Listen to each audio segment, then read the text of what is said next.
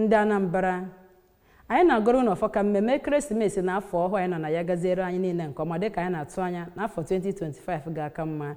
Cheta ihe bụ ebumnobi eji emerube mmemme a adala mba n'ikekọrịta na inye ndị agbata obi gị onyinye dịka anyị na-ekpori ndụ n'ime oge ịfụnanya ọṅụ na udo anyị nọ na ya.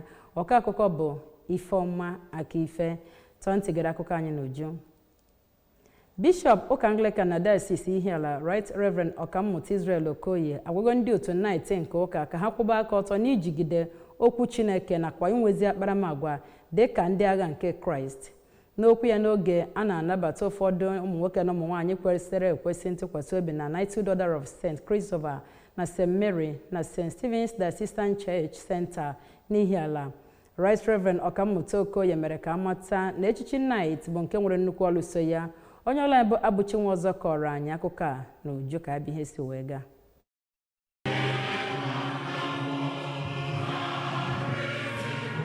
Dịka o siri wee kọwaa na ịbụ Knight abụrụ mmemme nkịtị, okwue ndị ahụ chiri echichi Knight ka ha bụrụ ndị ga-akpachapụ anya n'ihe ha na-eme, wepụ anyaukwu, wepụ ekworo, bụ ihe kacha bụrụ ọnọdụ ihe iche aka mgba na obodo nke a nọ n'ime ya. N'oge a na-agba ya ajụjụ ọnụ ka otu onye nke a nabatara na Knighthood Order bụ Sir Chukwuma Ezedike kelere Chineke maka iji Bishọp Okoye wee na-akwanyite okwukwe ndị mmadụ ma kwee nkwa iji ọkwa nke ọ natara ọhụụ wee bụrụ onye ga na-akụtarụ Chineke mkpụrụ obi